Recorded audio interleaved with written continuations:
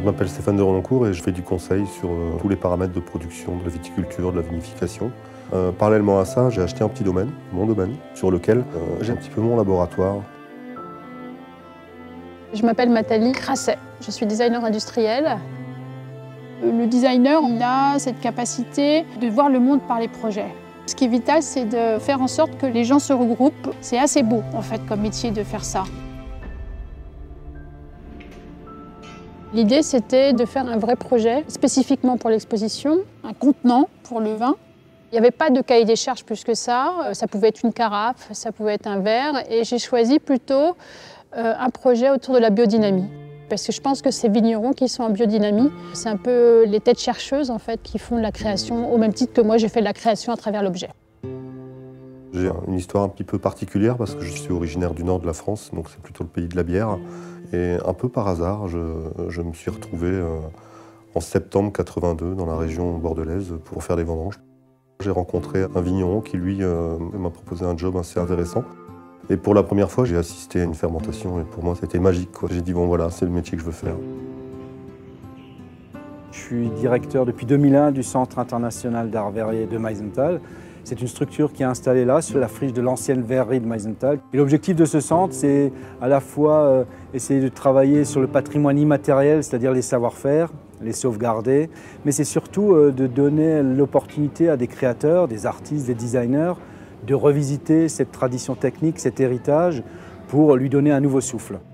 C'est pas un hasard si on choisit ce lieu parce que c'est un endroit producteur de pièces en verre et notamment de boules de Noël et ça change énormément. C'est plus facile de travailler dans un endroit où il y a le patrimoine bien sûr parce que le verre c'est d'une complexité énorme.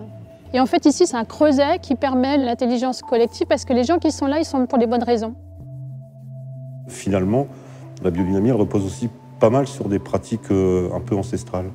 Et en fait, il y a un espèce de retour à ces bonnes pratiques, une sorte de bon sens paysan. Et moi, ce qui m'intéresse, c'est qu'aujourd'hui, tout n'est pas à jeter de tout ce qui a été récemment découvert et récemment mis au point. Donc on est dans un schéma qui est très très intéressant. Lorsqu'on a été contacté par la Cité du Vin pour imaginer un croisement de savoir-faire, de compétences, on a tout de suite été enjoué, évidemment. La première étape, ça a été d'inviter Nathalie dans ce qu'on appelle une phase immersive pour appréhender le solfège technique que l'on pratique ici. Et donc, une journée durant, elle a travaillé avec les verriers, leur a parlé, a observé toutes nos productions et elle a commencé à imaginer son projet. Être designer aujourd'hui, c'est être engagé, c'est-à-dire préciser comment on réfléchit par rapport au monde qui nous entoure. Et en fait, plus le projet avance et plus j'ai l'impression que ce contenant, c'est juste un prétexte pour deux choses. Un, pour parler en fait du vin biodynamique. Nous, créateurs, on doit aider ces nouvelles logiques à s'installer. Et deux, un projet aussi parler de transmission, puisqu'en fait, ce contenant va être réalisé par des jeunes verriers. C'est à un moment donné un groupe de personnes qui s'assemblent autour de valeurs. L'objet n'est pas une fin. Élever un vin ou souffler du verre, c'est la passion des hommes, c'est l'amour d'un terroir, c'est des savoir-faire transmis de génération en génération. Et ce projet réussit à croiser ces dimensions. Finalement, il y a une chose qui est commune, c'est cet esprit d'artisanat. Quelle que soit la matière, que ce soit du verre ou du bois ou du vin, il va y avoir ce regard un peu intime, même sur l'amour qu'on va mettre là-dedans, quoi. Je pense qu'on est tous un peu sur la même longueur d'onde. L'enjeu, c'est de faire exister ce projet. Comment on va arriver à retranscrire le fait que ça soit une invitation à s'intéresser à ces gens qui sont passionnés et donc en quelque sorte à les aider à être engagés de façon simple et touchante parce que je pense qu'il faut garder l'aspect humain et l'aspect sensible du projet.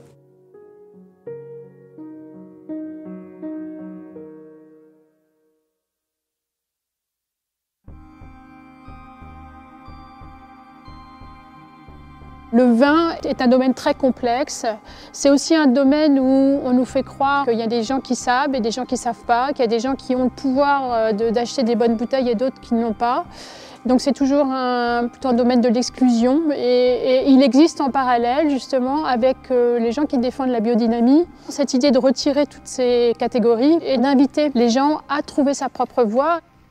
Au plus tu vas épurer, au moins il y aura de chichi, au moins il y aura de mousse, au moins il y aura de choses. Au plus tu seras dans la vérité du produit, au mieux ce sera.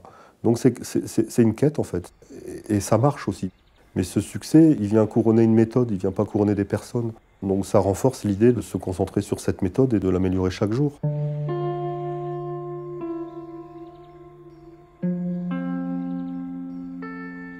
En fait, l'objet, il est encombré de statues, il est encombré de choses. J'essaie de déjà y voir plus clair en essayant de retirer toutes ces couches et de voir comment on peut faire en sorte que le projet, il parle à tout le monde. Il y a quelque chose de fantastique dans le vin, c'est son intime relation avec le temps. Le temps qu'il fait, la météo, le temps qui dure, parce que faire un vin c'est long. Et donc en fait, à partir du moment où tu une approche un peu sensuelle, quand tu goûtes les raisins, le vin tu l'imagines, mais tu l'imagines au plus beau qu'il puisse être. Et donc chaque jour qui passe peut aussi réduire un peu les chances d'atteindre l'objectif. Quand tu goûtes les raisins, tu sais vers quoi tu vas aller. Mais malheureusement, 3 jours après, il y a une grosse pluie qui tombe, et là tu changes de millésime. Parce qu'on ne sera plus du tout dans les mêmes configurations, donc il faudra là encore une fois s'adapter. L'interaction qui me semblait importante, c'est l'interaction avec la nature, parce que la biodynamie, elle part de ça. On est allé bien loin dans l'idée de ne plus être en contact avec la nature, et si loin qu'on ne la comprend plus. Et là, on ouvre les yeux en 2018 et on se dit 30% des oiseaux ont disparu. Et voilà, et on se retrouve avec cette information démunie, complètement effrayée. Et aujourd'hui, il faut faire tout ce qui est possible pour essayer d'aider. Ça n'a pas besoin d'être une révolution, c'est juste à un moment donné, s'arrêter, faire ce pas de côté, tourner la tête et se dire comment je peux contribuer moi à changer. Et moi je trouve que le vin peut vraiment être un de ces vecteurs parce qu'on est en France toujours très préoccupé par les questions culinaires. Ça fait partie vraiment de notre culture. Il y a cette notion de sol, il y a cette notion d'exposition, il y a cette notion de matériel végétal, il y a cette notion d'environnement aussi, mais il y a aussi la notion de l'homme qui va orchestrer un petit peu tout ça. C'est un métier un peu philosophique que d'être vigneron. C'est de pouvoir fabriquer quelque chose qui considère une tonne d'éléments et qui ne sont pas forcément passionnels. Et c'est un peu la place de la biodynamie. C'est d'utiliser des plantes, des méthodes de compostage un peu bizarres. Donc ça donne une viticulture qui est beaucoup plus intime. Finalement, être vigneron, c'est être amoureux d'un endroit, quoi. Et c'est vouloir un petit peu sublimer cet endroit au travers le vin.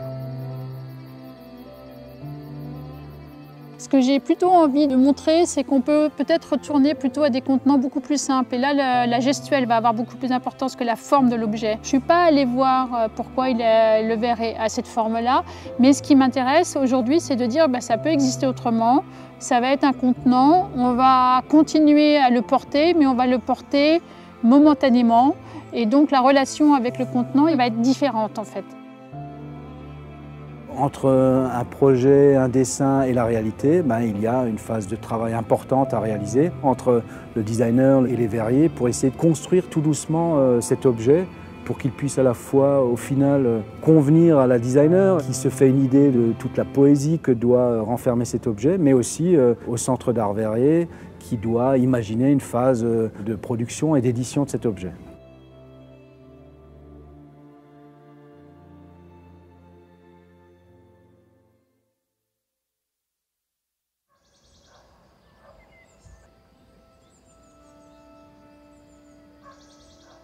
J'ai pas étudié grand-chose, mais j'ai compris une chose très simple, c'est que le vin c'était fait avec du raisin, et que la qualité du raisin, elle dépendait beaucoup de la nature du sol sur lequel était installée la vigne.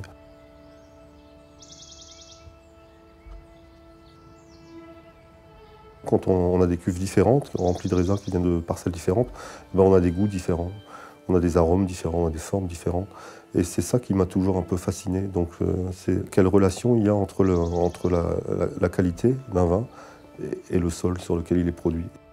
Et en fait, tout part de là. On se rend compte qu'à partir du moment où on a un sol bien compris, équilibré, avec une vigne qui est bien traitée là-dessus, on obtient des raisins qui sont assez singuliers et qui deviennent aussi une expression du lieu. Quand tu rentres dans ce monde un peu sensible, un peu subtil de la connaissance des sols, c'est quelque chose de merveilleux. Tu arrives sur un domaine, la première chose que tu fais, c'est d'aller voir dans les parcelles, de toucher la terre, de regarder comment elle est structurée, comment elle est gérée. Et quand tu observes un sol, le vin, tu le vois, il est dessiné. C'est un monde très subtil et quand on s'intéresse à la sensualité de la dégustation, c'est sans fin, quoi.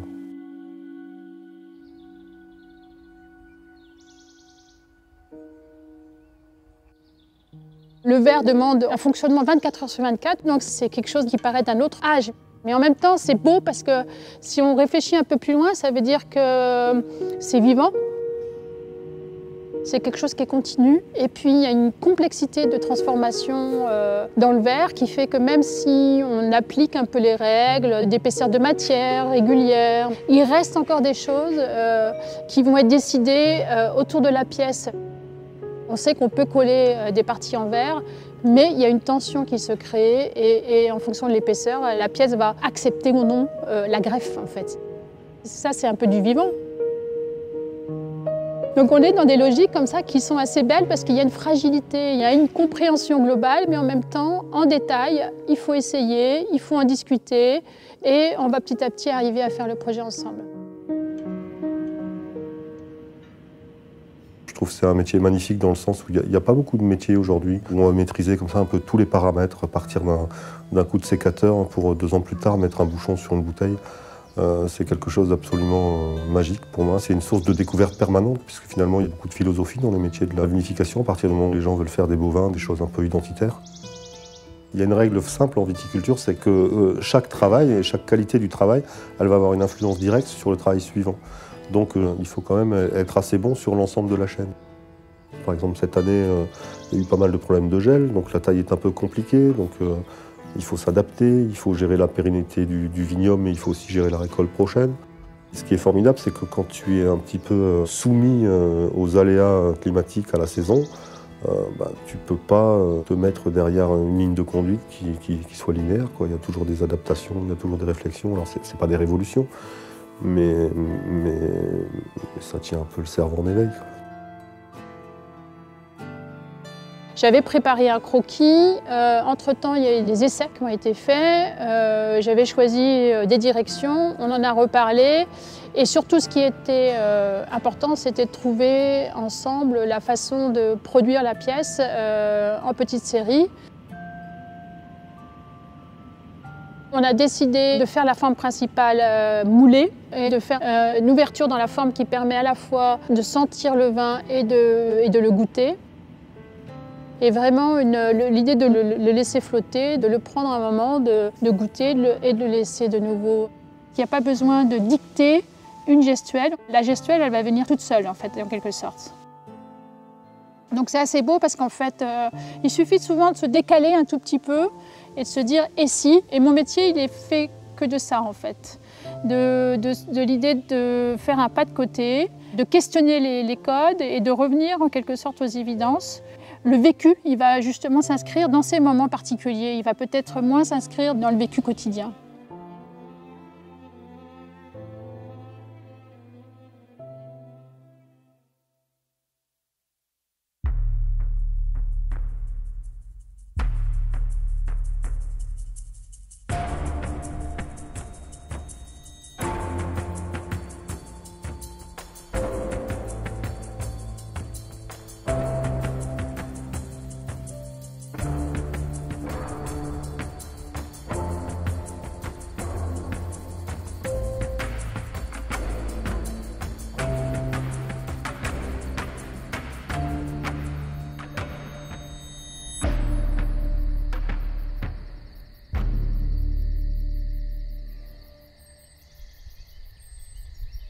Le temps où tu vas décider des dates de vendange, c'est un gros boulot où il faut passer dans les parcelles, il faut goûter les raisins.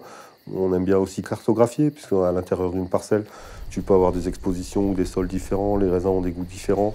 Donc là, tu commences à faire une espèce de logique de puzzle en disant cette partie-là, c'est dommage de la mettre avec celle-là, on va la séparer. Puis, ça peut être assez poétique, voire assez rock'n'roll parfois. Toute la qualité, elle est vraiment là, dans les pots. Et donc les pots, on les mâche.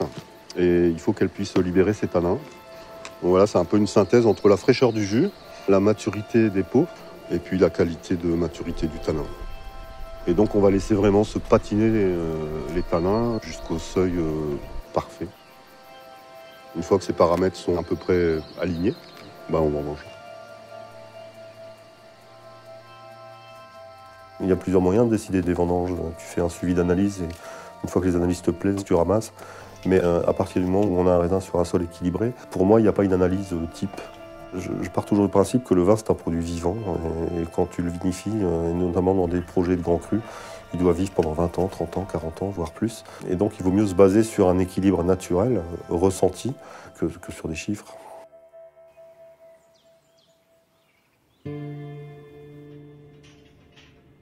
L'idée, c'est de trouver soi-même, en fait, les qualificatifs pour décrire ce vin, essayer d'oublier le statut, oublier toutes ces terminologies, ces dialectes autour du vin. Être ensemble différemment. Moi, j'aime bien cette idée d'être debout, avoir les pieds dans la terre, la tête en l'air, et laisser au vin sa propre autonomie, c'est-à-dire que là, on propose en fait au contenant, puisque ce n'est plus un verre, au contenant du vin d'être attaché à l'arbre. Ça va lui permettre bien sûr de s'oxygéner, mais il va aussi être dans un autre élément et il a un peu son autonomie en fait quelque part. Il n'est pas attaché à l'homme. On va pouvoir comme ça inscrire un espèce de nouveau rituel. L'objet est tellement simple qu'il devient en fait une sphère qui permet de bien voir le vin, une sphère ouverte qui permet de bien le humer, avec une embouchure suffisamment grande pour pouvoir le boire. Mais simplement avoir une petite accroche pour être suspendu.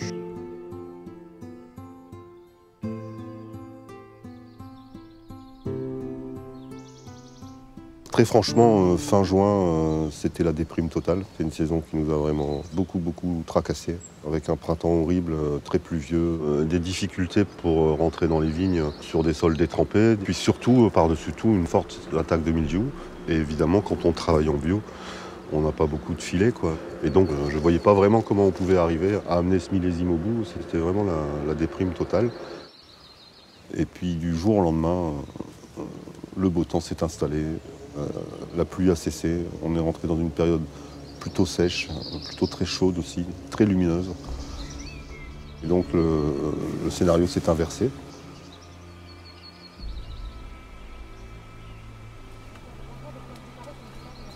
Aujourd'hui, il y a quand même les moyens d'avoir une vinification extrêmement sécurisée, avec beaucoup de produits œnologiques, des enzymes. Il y a une panoplie de produits qui est incroyable. Mais moi, c'est quelque chose qui ne me plaît pas.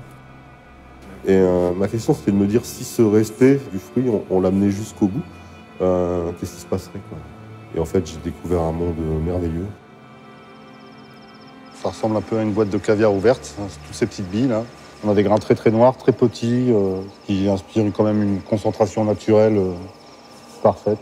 Donc on va les laisser tranquillement se reposer pendant 3-4 jours, puis ça va commencer à fermenter à l'intérieur du grain. Et c'est la fermentation qui va en quelque sorte vider le jus, fouler le raisin. Et puis ensuite, on va le laisser comme ça reposer. On appelle ça macérer. Et là, on va goûter régulièrement pour trouver le point d'équilibre, qu'on jugera point d'équilibre. Et là, on fera ce qu'on appelle un écoulage. La fermentation, elle est beaucoup plus graduelle. Elle va commencer finalement à l'intérieur des grains. Et là, c'est pas une vinification que tu vas faire, c'est une cuisson, quoi. Tu quittes la peau de l'œnologue et tu deviens un peu cuisinier. Et moi, j'adore ça. Pas aussi que l'idée du cru artisan, de faire un grand vin, c'est le souci du détail. On parle souvent de transmission dans un champ artisanal bien précis. Après, il y a aussi une transmission qui peut se réaliser dans des contextes un peu différents, qui croisent des champs qui de coutume sont cloisonnés, comme par exemple le travail d'un vigneron et le travail du verre, la production verrière. Dans ce monde où tout va très vite, où toutes les productions humaines se ressemblent, sont vendues dans les mêmes magasins franchisés, les choses ont le même goût, les mêmes couleurs, il est important de mettre un coup de projecteur sur ces gens qui, dans des formats de type agriculture raisonnée, artisanat raisonné, produisent avec amour, passion, des choses qui ont du sens et qui peuvent permettre, je le pense, de réfléchir autrement, de réfléchir localement, de réfléchir de manière un peu plus raisonnable et raisonnée.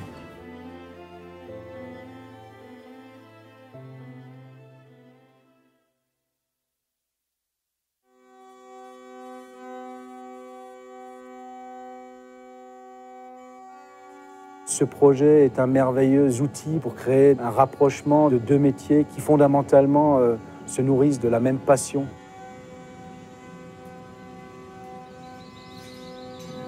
La passion des hommes qui de génération en génération se transmettent l'amour d'un métier, l'amour d'une terre, l'amour d'un savoir-faire, mais aussi l'attachement à un territoire, l'attachement à un milieu. Juste redonner de la curiosité, je pense que déjà c'est énorme. Redonner la curiosité des choses. La biodynamie, c'est quand même assez compliqué. C'est un domaine qui peut faire peur, alors qu'on le sait bien, c'est quelque chose qui va de plus en plus s'affirmer comme une évidence, là encore. Et donc il faut trouver le moyen de le montrer simplement et de faire en sorte que ça puisse être reconnu comme quelque chose de complètement normal, en fait. Ce serait ça l'idée. Le flacon, c'est primordial. D'abord, c'est le premier contact avec le produit, hein, que ça soit la bouteille, qui va donner déjà beaucoup d'informations. C'est un peu comme la première fois qu'on voit une personne, quoi. Le premier sentiment qu'on a, je l'aime pas, il me plaît pas, tiens, voilà. C'est exactement la même chose. Et le verre, j'en parle même pas. Le verre, c'est sans doute le plus important, parce qu'on peut complètement casser un vin en le servant dans un verre qui n'est pas adapté. Quand on fait un vin, et notamment un grand vin, dans les premières années après la mise en bouteille, on va pouvoir avoir une lecture du lieu, d'une certaine manière, mais aussi une lecture du travail du vigneron, c'est-à-dire de son style. Et puis peu à peu, le temps va patiner un petit peu tout ça, et le style va disparaître au profit du lieu. C'est vraiment dans les vins vieux où il y a des expressions d'une complexité incroyable. On a tous dans nos métiers réciproques, en fait, des choix à faire. Et il y a toujours, dans chaque métier, une possibilité de faire avancer les choses. Et d'autant plus si on a des métiers avec la nouvelle technologie, parce que là, les choses vont vite et il faut être d'autant plus vigilant, parce qu'on peut faire le meilleur et le pire avec la technologie. Mais aussi des domaines où, en fait, on est dans l'idée de faire vivre le patrimoine et lui donner une place aujourd'hui. C'est un petit peu comme un chef cuisinier, quoi. Quand tu as un produit absolument parfait, tu n'as pas besoin de beaucoup d'artifices, de complexifier les choses. Tu vas le cuisiner là, avec le plus de pureté possible et le plus de respect pour ce produit. Mon rêve, c'est quand les gens goûtent le vin, ils prennent une claque, quoi. Ils disent ouais, vraiment, il y a quelque chose, quoi. Et ce quelque chose, je veux pas que ça soit moi. Je veux vraiment que ça soit le lieu. Parce que si c'est toi, c'est quelque chose d'éphémère, quoi. Donc c'est un peu ça le boulot, de se mettre vraiment au service du lieu, quoi, et d'essayer de le sublimer à travers le vin. C'est une quête d'équilibre en fait, hein, finalement.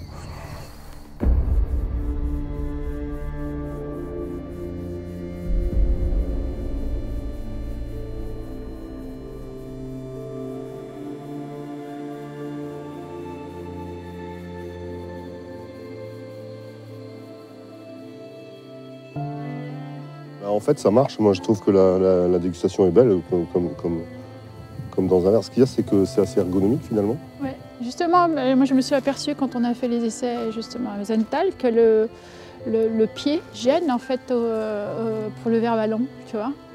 Et là, tu l'as vraiment le contenant. Tu es vraiment en train de tenir le vin, tu vois. Symboliquement, c'est quand même plus intéressant. Non, c'est agréable, c'est sensuel comme touche. C'est vrai que le pied, ça sert qu'à mettre un verre sur la table. Oui, et là, donc, on n'en a pas besoin. On souffle, il y a une espèce de paraison. On le dépose sur une petite plaque en plâtre. Un verrier ramène une petite pastille de verre et une petite dentelle pour faire la tâche. On va recuire ça et ça s'est coupé le lendemain à froid. D'accord. Et poli pour pas qu'on se blesse les lèvres. On a le droit de boire.